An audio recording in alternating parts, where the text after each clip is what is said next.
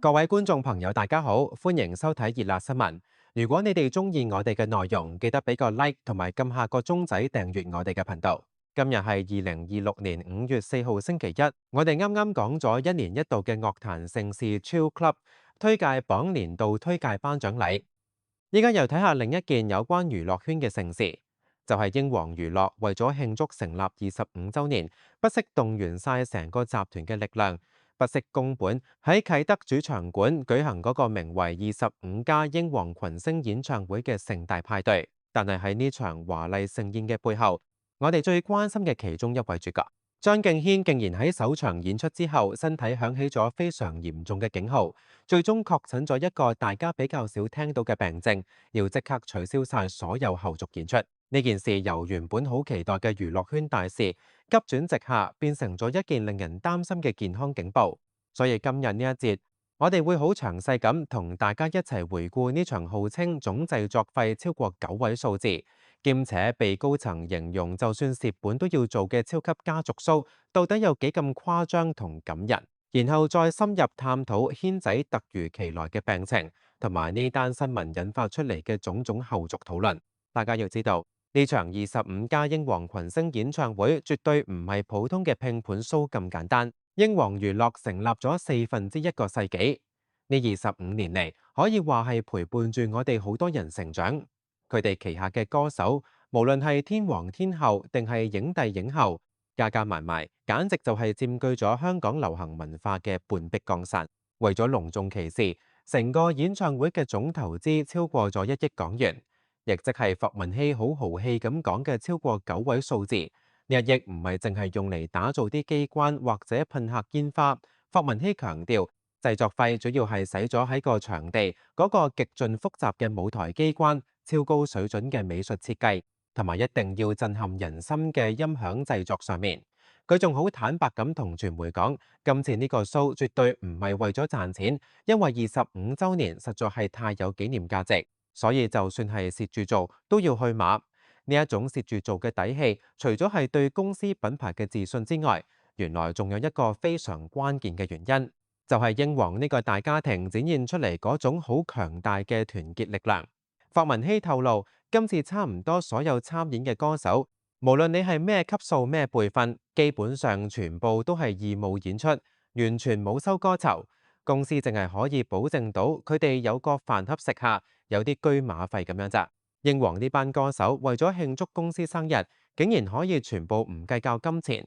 真係好難得。講返場 show 嘅規模，一連2晚，5月3號同埋4號，即係尋晚同今晚呢2日喺啟德主場館舉行。主題同埋壓軸人物都係有啲唔同㗎。第一晚5月3號係由樂壇天后容祖兒以女王姿態壓軸，主打嘅係情歌同埋回憶殺。而第2晚5月4號就係由專登由成都趕返嚟香港嘅謝霆鋒領軍，成晚嘅氣氛係偏向搖滾同高能量㗎。成個幕前幕後嘅陣容真係誇張到不得了，超過30位藝人參演，包括我哋好熟悉嘅容祖兒、謝霆鋒、古巨基、李克勤、張敬軒、陳慧嫻、Twins、陳偉霆、李幸妮、Jin、Lee、關智斌、曾比特等等。真係多到數都數唔晒。呢個陣容可以話係將香港樂壇好幾個世代嘅頂尖歌手一次過濃縮晒喺同一個舞台上面。演唱會總監製劉偉強，亦即係我哋熟悉嘅劉偉強導演，佢仲將成個流程精心劃分做10個章節，務求令到每一個歌手出場都有佢獨特嘅光芒。正正因為呢場 show 粒粒皆星，有發出嚟嘅幕後故事同埋現場花絮，真係多到可以講足幾日幾夜。我哋而家先重溫一下5月3號晚首場嘅現場實況，真係每隔一陣就有一個高潮。演唱會一開波就由成軍多年嘅 Twins 蔡卓妍阿 sa 同鐘欣同阿嬌率領住近100人嘅樂隊同埋舞蹈員團隊，仲有關智斌 Kenny 一齊喺個台上面勁歌熱舞，場面真係好墟冚。但係估唔到全晚第一個最感人嘅位，竟然係一個全場4萬人大合奏嘅祝福。事緣蔡卓妍喺演唱會之前，啱啱對外公布咗佢嘅婚訊，低調咁嫁咗俾細佢10年嘅健身教練男友。呢呢晚係佢成為人妻之後第一次踏上舞台公開演出。作為識咗20幾年嘅好兄弟，關智斌 Kenny 喺台上特登停低，向住全場4萬個觀眾大嗌：大家可唔可以一齊祝我哋嘅好朋友亞莎新婚快樂？現場4萬人一齊高呼新婚快樂嗰一刻，聲音真係震耳欲聾。亞莎即刻怕醜到成個面都紅晒，尷尬咁話呢啲嘢返後台先搞啦。呢一幕唔單止感受到嗰種好真摯嘅友誼，亦都令成個啟德場館喺開場冇幾耐就已經充滿咗溫暖同埋人情味。跟住落嚟嘅高潮係我哋好耐冇喺香港公開演唱嘅實力派歌手古巨基。大家都知基仔把聲一直以嚟都係佢最犀利嘅武器，但係今次佢一上台，觀眾就發現佢把聲沙晒，狀態明顯唔係幾好。佢唱完一連串嘅歌曲之後，帶住歉意同大家解釋，原來佢呢幾日聲帶發炎，喺演出之前專登去睇醫生，醫生要用鏡頭由鼻腔伸入去照佢嘅聲帶，發現聲帶仍然相當腫脹，但係為咗唔想錯過公司呢個咁重要嘅盛會，基仔話佢最終使出一招最後嘅絕招，就係打咗類固醇嘅針去強行開聲。佢希望就算狀態唔係最好，都可以盡力留喺個台上面同大家見面。佢仲好有創意，咁將個晚嘅串燒歌改名叫做勁金基歌，場面真係既好笑又有啲心酸。跟住輪到另一位前輩級人馬李克勤出場，佢就發揮佢一貫嘅幽默感。佢自嘲話自己喺娛樂圈嘅輩分好高，屬於奇英級，但係因為佢比其他同輩歌手較遲先加入英皇，所以喺後台見到 Twins 同埋 Kenny， 佢都要好有禮貌咁叫一聲沙姐、嬌姐。呢下真係引到全場哈哈大笑。而喺尋晚呢個咁精彩而有溫情嘅演唱會背後，其實仲發生咗一個體現歌手專業精神同埋搏命程度嘅小插曲，就係關於 Jenny 李幸倪嘅極速趕場事件。事緣同一個晚上，除咗英皇呢場大 show 之外， ViuTV 嘅年度盛事 Chill Club 推介榜年度推介喺亞洲國際博覽館舉行。但係 Jenny 身為兩個活動嘅參與者，佢係點樣取捨呢？佢選擇咗兩邊都唔放棄。佢首先喺啟德主場館完成咗佢喺英皇群星演唱會嘅表演部分，唱完佢嘅作品《白夜行》之後，據講連妝都嚟唔切補，一落台就即刻換鞋，着住對唔係幾方便跑步嘅鞋，衝咗上保姆車，由九龍東嘅啟德飛車趕去大嶼山嘅亞博。喺呢段趕路嘅過程入面，Jenny 形容自己嘅心情極之忐忑，望住車廂出面又開始落雨，心情非常複雜。佢話好想快啲趕嚟，過程好漫長，呢個感覺好似做歌手，從來要跑上頒獎台都唔易，喺背後付出好多努力，冇人知，但唔緊要，你自己知，每一日盡所能為熱愛嘅嘢付出就夠。呢番説話真係非常之真摯。最終 Jenny 喺頒獎禮嘅尾聲壓軸趕到現場，戲都未回，佢就即刻踏上頒獎台，成功奪得年度女歌手金獎嘅殊榮。佢上台第一句就話 It's so good to be here， 同大家分享佢嘅喜悅。此外，尋晚氣氛最熱烈，令到全場觀眾企晒起身嘅一個位，一定要數張敬軒嘅出場。大約喺夜晚9點45分左右，軒仔隆重登場。佢出場嘅排場明顯係眾多歌手之冠，唔單止有極盡視覺效果嘅燈光同埋煙火，仲有大型樂隊伴奏。佢一口氣唱出咗 Deadline、酷愛呢啲節奏強勁嘅歌，之後再唱出深情嘅蘇寧情歌，最後佢用一曲櫻花樹下作結，引發現場4萬觀眾嘅全場大合唱。嗰一刻，全場嘅手機燈光亮起，形成咗一片好壯觀嘅星海。當時喺現場嘅觀眾都話軒仔嘅唱功不單止冇退步，直頭係超水準發揮，狀態睇落非常之好，完全投入喺音樂之中。正當大家都以為呢一晚會係一個好完美嘅集體回憶，軒仔喺佢自己社交平台或者粉絲眼中都仲係好精靈。但係原來台前風光嘅背後，佢嘅身體已經悄悄咁出現咗好嚴重嘅問題。事緣今日5月4號嘅朝早，英皇娛樂對外發出咗一份鄭重嘅官方聲明，內容係話張敬軒先生喺5月3號晚上完成咗首場演出之後，身體突然感到嚴重不適，被緊急送往醫院睇急症。經過醫生詳細檢查之後，確診患上咗急性內耳迷路炎。聲明仲指出，醫生極之懇切咁囑咐軒仔必須要即刻全面休養，同埋接受持續嘅治療。為咗保護軒仔嘅身體健康，同埋確保要為所有觀眾提供最優質嘅表演，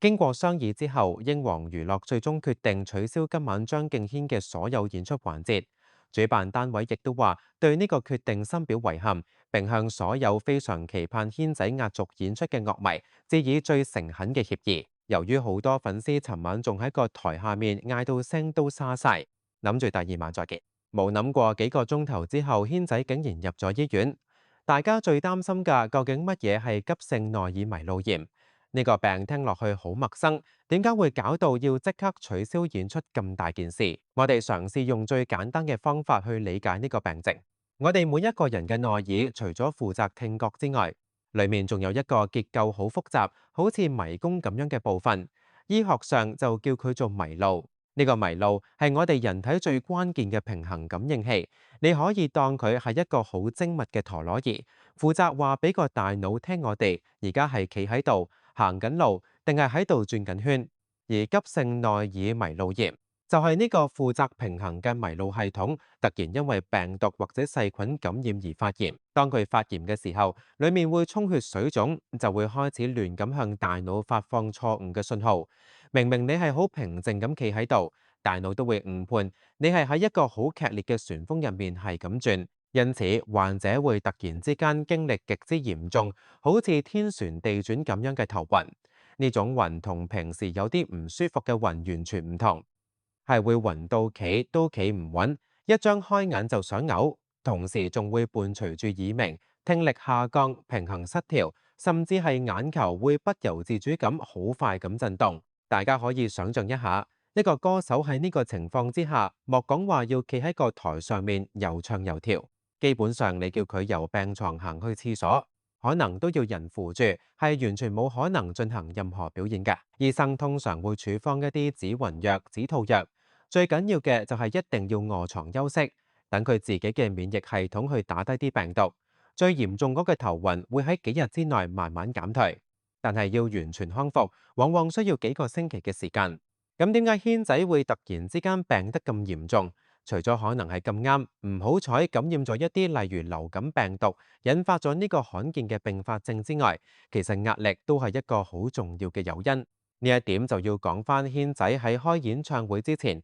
其實已經身處喺一個輿論嘅風眼之中，承受住好大嘅心理壓力。事緣喺4月初，張敬軒突然之間喺佢嘅社交平台 IG 度做咗一個好大規模嘅清洗行動，一口氣 unfollow 咗超過1000人。名單上面仲要包括咗好多佢咁多年嚟嘅好朋友，例如好似黃婉之、容祖兒、蔡卓妍，仲有合作無間嘅填詞人黃偉文等等。呢個動作即刻令到外界好多猜測，大家都好擔心佢嘅精神同行為狀況，唔知佢係咪遇到咩大壓力或者情緒困擾。更加引起討論嘅係喺 unfollow 事件差唔多同期發生嘅係張敬軒接受咗一份報章嘅專訪。佢喺訪問入邊好罕有咁正面回應咗一啲佢過去被指係行為不當嘅政治立場。佢坦言自己當年因為年輕氣盛，對社會大局認識不足，所以有一啲唔成熟嘅行為。佢仲正式公布佢已經受邀出任保安局一個名為正向引導項目嘅導師工作。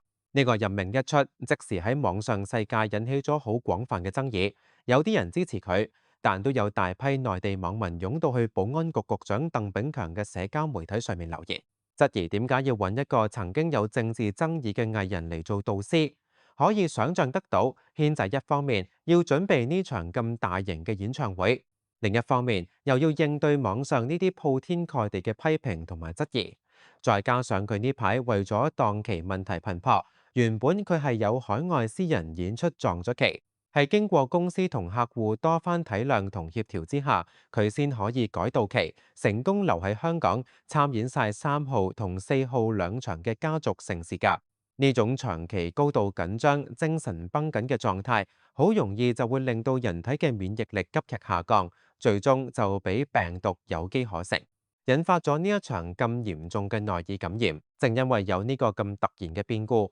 原定由軒仔領軍嘅5月4號第2場演唱會，即使謝霆鋒繼續帶領大家搖滾全場，但係唔少專登買飛入場，諗住再睇軒仔嘅歌迷個心都有啲失落，但好擔心佢嘅病況，所以喺網上發起咗好多祝福，希望佢可以早日康復。呢件事亦都令到好多人反思，我哋平時睇到藝人喺台上面好似光芒四射、無所不能，但係其實佢哋都係普通人，都會病、會疲倦、會脆弱。特別係好似軒仔呢啲咁追求完美、對自己要求咁高嘅藝術家，佢哋搏到盡嘅背後所付出嘅代價，可能係身體健康同埋精神壓力。今集同大家回顧咗呢場橫跨2日嘅25+ 英皇演唱會，當中除咗古巨基打類固醇針堅持上台，Jenny 極速飛車趕場嘅奇蹟，以至到張敬軒突然病倒所帶嚟嘅震撼同埋心痛，我哋徹底感受到喺呢個華麗璀璨嘅娛樂圈光環背後，其實充滿住好多不為人知嘅汗水、犧牲、堅持同埋嗰份對舞台嘅熱愛。正如 Jenny 喺趕到頒獎禮現場嘅時候所講嘅一番説話，呢個感覺好似做歌手，從來要跑上頒獎台都唔易，喺背後付出好多努力，冇人知，但唔緊要，你自己知。每一日盡所能為熱愛嘅嘢付出就夠。呢句説話正好適用於過去呢一晚每一位喺台上搏命嘅歌手。我哋喺度衷心祝願張敬軒能夠好好休養，早日徹底康復，將身體養好，因為健康先至係最重要嘅嘢。今集嘅節目嚟到呢度，最緊要嘅係記得順手撳埋訂閱我哋頻道，咁樣就唔會錯過任何最新最快嘅更新。我哋下集再見，拜拜。